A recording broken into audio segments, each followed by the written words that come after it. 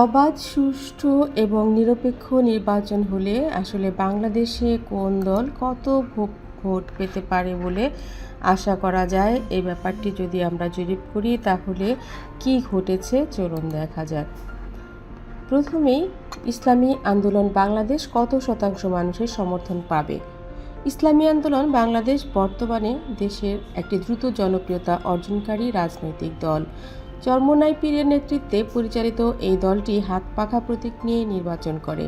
জনমত জরিপ অনুসারে দেশের মোট 1,20,00,000 ভোটারের মধ্যে প্রায় 3% অর্থাৎ 3,60,000 ভোটার তারা ভোট দিয়ে জানিয়ে দিয়েছে আগামী নির্বাচনে ইসলামী আন্দোলন বাংলাদেশকে ক্ষমতায় দেখতে চায়। যদিও এখনও পর্যন্ত দলটি থেকে কোনো কেউ সংসদ সদস্য নির্বাচিত হননি, তবে আসন্ন জাতীয় নির্বাচনে যদি এই জনপ্রিয়তা থাকে তাহলে প্রায় 30 থেকে 40 লাখ ভোট তারা পেতে পারে। সেই অনুযায়ী সংসদে 5 থেকে 7টি আসন অর্জনের সম্ভাবনাও রয়েছে ইসলামী আন্দোলন বাংলাদেশ পক্ষে। এরপর বন্ধুরা আমরা দেখে নেই আগামী জাতীয় নির্বাচন সুষ্ঠু ও অংশগ্রহণমূলক হলে জাতীয় পার্টি কত শতাংশ মানুষের সমর্থন পেতে পারে। জাতীয় পার্টির প্রতি দেশের সমর্থন বর্তমানে প্রায় শূন্যের কাছাকাছি। 1,20,00,000 ভোটারের মধ্যে তারা পেয়েছে মাত্র 25,000 ভোট, কারণ তাদের দলটি এরশাদের পর কিন্তু অনেকগুলো ভাগ হয়ে গেছে এবং তাদের রাজনৈতিক তেমন কোনো কাজকর্ম চলছে না। তবে যদি তারা আসন্ন জাতীয় সংসদ নির্বাচনে আওয়ামী লীগের সঙ্গে জোটবদ্ধ হয়ে অংশ নেয় তাহলে 15 থেকে 20টি আসন পাওয়ার সম্ভাবনা রয়েছে।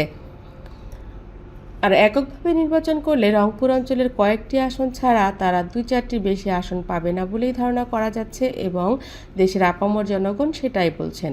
এবার জানা যাক জাতীয় নাগরিক পার্টি অর্থাৎ এনসিপি পক্ষে কত ভাগ মানুষের সমর্থন রয়েছে।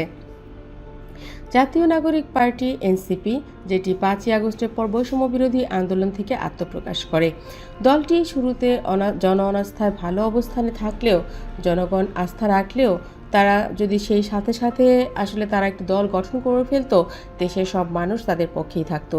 কিন্তু তারা যেহেতু নির্বাচন করবে কিংবা ক্ষমতায় যাবে এরকম কোনো প্ল্যানেই ছিল না, যার জন্য তারা আসলে বুঝতেই পারছিল না তাদের কী করা উচিত।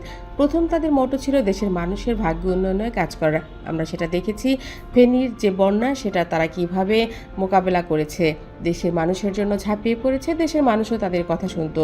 কালক্রমে বিভিন্ন দল তাদের ভিতরে অনাস্থা সৃষ্টি করার সুযোগ পায় এবং এই দলটির যে অরিজিনাল আদর্শ সেটা আসলে ধীরে ধীরে মানুষের বিরক্তির কারণ হয়ে ওঠে। এবং এটা করেছে কারা? এটা অন্যান্য দল যারা আসলে এনসিপিকে পছন্দ করে না, নিজেদের এক একটা ব্যক্তিসত্তা কিংবা ভোটার ব্যাংক রয়েছে সেটা ভেবে তারা এই দলটিকে আর কোনোভাবেই মাথাচাড়া দিয়ে উঠুক এটা চায় না। যার কারণেই তারা যখনই ভালো কিছু করতে যায় তাদেরকে বিভিন্নভাবেই বাধা দেওয়া হয়। তবে এবার তা প্রতিফলিত হয়েছে।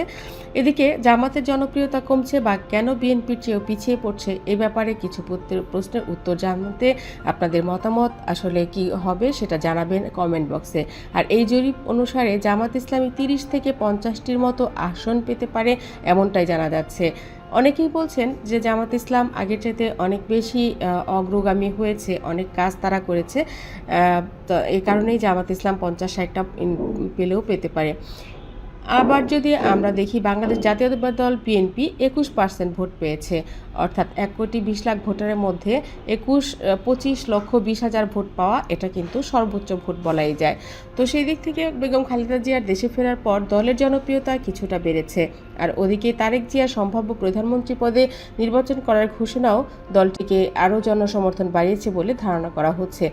বর্তমানে যদি আওয়ামী লীগ নির্বাচন থেকে বাইরে থাকে তাহলে এই জরিপ অনুযায়ী বিএনপি এককভাবে সংখ্যাগরিষ্ঠ হিসেবে জামাতকে দ্বিগুণভাবে হারিয়ে ভোটে নির্বাচন হবে বলেই অনেকেই বলছে। তবে বাংলাদেশ আওয়ামী লীগের কত পার্সেন্ট আসলে জনসমর্থন হারিয়েছে কিংবা তারা যদি ক্ষমতায় ভোটে আসে, নির্বাচনে আসে তাহলে কি হবে? অনেকেই বলছেন তাদের জনপ্রিয়তা একেবারেই কমেনি, বরঞ্চ দেশের এই দুরবস্থায় অনেকেই বলছেন আগেই ভালো ছিলাম।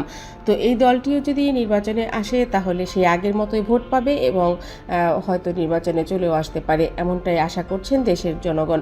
70 থেকে 72% ভোট পেয়েছে আওয়ামী লীগ 1,20,00,000 ভোটারের মাঝে। কাছে 70% ভোট পাওয়া এটাও কিন্তু অনেক বেশি। যেখানে সব দল মিলিয়ে প্রায় 40% মতো ভোট পায়, সেখানে আওয়ামী লীগের 70% ভোটার জরিপ, এটা কিন্তু বিশাল একটা ব্যাপার। তো সেই দিক থেকে এই জরিপে আওয়ামী লীগের জনমতের শীর্ষে এখনও অবস্থান করছে এবং বিপুল ভোটে এগিয়ে রয়েছে বলে অনেকেই ভাবছেন। সর্বশেষ এই জরিপে একটা ব্যাপারে দেখা গেল অন্যান্য দল কত শতাংশ মানুষের সমর্থন পাবে, আর সেই অনুযায়ী এই জরিপে দেশের 1,20,00,000 ভোটারের অংশগ্রহণ প্রায় 3%, অর্থাৎ 3,60,000 ভোট। প্রধান 6টি দলের বাইরে অন্য কোনো দলকে রাষ্ট্র ক্ষমতায় দেখতে চায় না, আর এ থেকেই বোঝা যায় এখনও দেশের একটি অংশ বিকল্প নেতৃত্বের সন্ধানেই রয়েছে। তো বন্ধুরা, আমরা আশা করছি আগামী অবাধ নির্বাচন অবাধ, সুষ্ঠু ও অংশগ্রহণমূলক হবে এবং দেশে একটি খুব ভালো রাজনৈতিক দল আসবে।